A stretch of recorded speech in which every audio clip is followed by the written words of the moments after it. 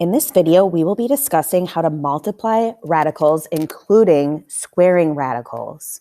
So there are 3 steps to follow when multiplying radicals. The first step is to multiply the coefficients. Coefficients are basically the numbers that are in front of the square root. So we refer to those as the outside numbers. So think of that as outside number times outside number. Step 2 is you're going to multiply the radicands. Radicands, remember, are the numbers that are underneath the square root. So we refer to those as the inside numbers. So think of that as inside number times inside number. And then once we multiply both of those, step 3 is to look to see if you can simplify if necessary. Sometimes you can, sometimes you cannot. So again, when multiplying radicals, just think of this as outside number times outside number, and then inside number times inside number goes underneath the square root. So let's try some of these examples. In number 1, the outside numbers are 2 times 5, so that would multiply to 10. The inside numbers are 3 and 7, which would multiply to 21. Then I would look to see, can I simplify the square root of 21 any further? And you cannot, so this is your final answer. In example 2, we're going to do the same thing. We're going to multiply outside number times outside number to get 35. And then inside number times inside number gives me the square root of 18. Now, I know I can reduce the square root of 18 because I can divide it by 9. So this would be 9 times 2, bring down the 35. Then the square root of 9 just becomes 3. And we're going to multiply that 3 by the 35 that's in front. And 3 times 35 gives me 105 square root 2 as my final answer. In example 3, the outside number in front of the square root of 12 is just a 1. So I'm going to multiply 1 times negative 3, which is negative 3. And then I'm going to multiply the inside numbers. 12 times 3 is 36. I know the square root of 36, that's a perfect square number, so that just becomes 6. So I'm going to multiply negative 3 times 6 to get my final answer, which is negative 18. Next example, in example 4, this one just has a negative 5 without a square root, so we are going to multiply the negative 5 by the outside number of the other square root. So negative 5 times 6 is negative 30, and then just bring down the square root of 48. We can reduce the square root of 48 since 16 goes into it. It would be 16 times 3, bring down the negative 30. The square root of 16 is 4, and then you're going to multiply that 4 by the negative 30 that's in front to get negative 120 square root 3 as your final answer. In example 5, same thing. We can only multiply the outside numbers together. So the 4 times 2 would be 8, square root 24. And then we can reduce the square root of 24 since 4 goes into it. It would be 4 times 6, bring down the 8. The square root of 4 becomes a 2. And then we're going to multiply that 2 by the 8 that's in front. So I would get 16 square root 6 as my final answer. Same thing here. In example 6, I can only multiply the outside numbers. So 7 times negative 2 gives me negative 14, and then bring down the square root of 18. And then we have already reduced the square root of 18. So that was 9 times 2. The square root of 9 becomes a 3, and then I'm going to multiply the 3 by the negative 14 in front to get negative 42 square root 2. In example 7, again, we would have our outside numbers would just be 1s, so I don't technically have to multiply them because 1 times 1 is 1, and I don't have to write that 1. So I'm just going to multiply the 12 and the 27 together. when I multiply those, I get the square root of 324. That's a perfect square number, so my final answer would just be 18.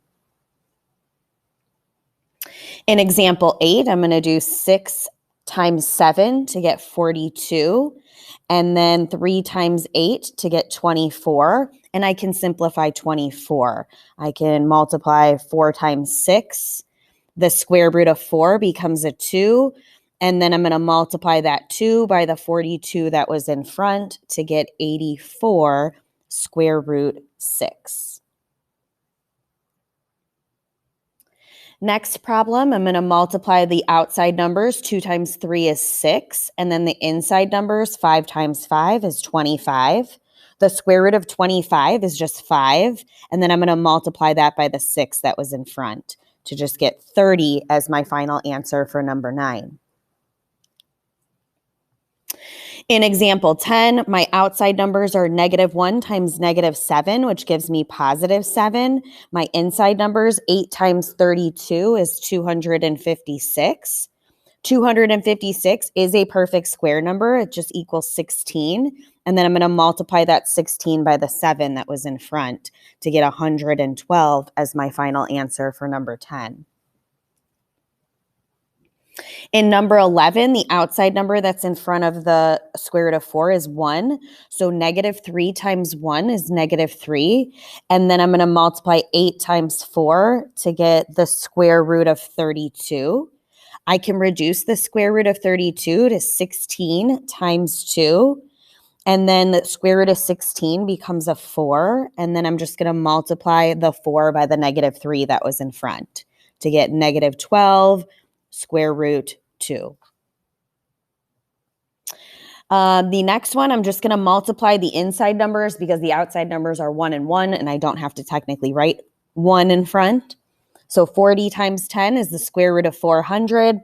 That's a perfect square number, so that just becomes 20.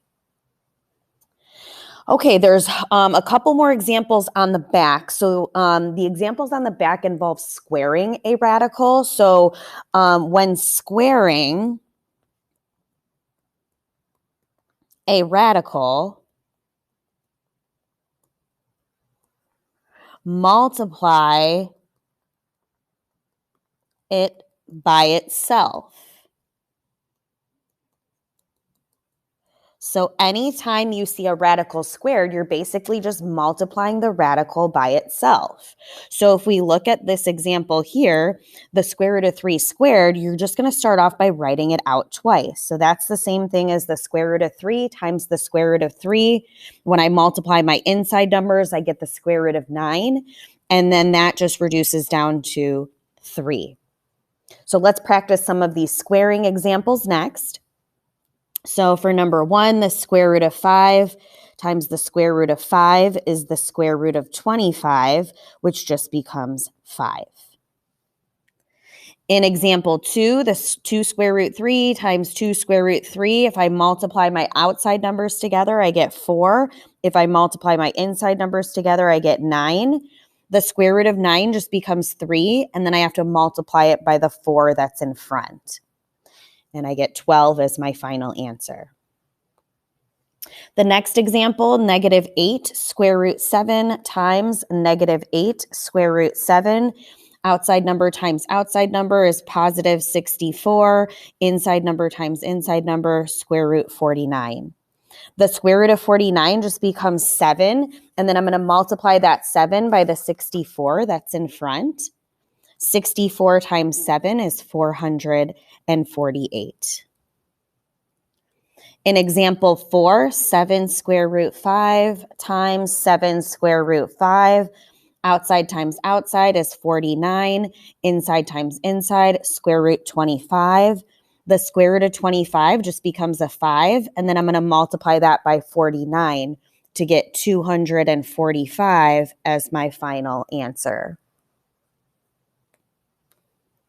In example 5, negative square root 8 times negative square root 8. Well, I know -1 times -1 is just +1. And then 8 times 8 is the square root of 64. And the square root of 64 is just 8. So hopefully you're kind of noticing a pattern here. Anytime you square a square root, your final answer is going to be a whole number. There will not be a radical. So that's just something interesting to note. Negative 10 square root 6 times negative 10 square root 6. Negative 10 times negative 10 is 100. 6 times 6 is 36. Then the square root of 6 becomes 6, and then I'm going to multiply that by 100 to get 600 as my final answer. In number 7, square root of 18 times square root of 18 becomes the square root of 324, which is a perfect square number. That just equals 18.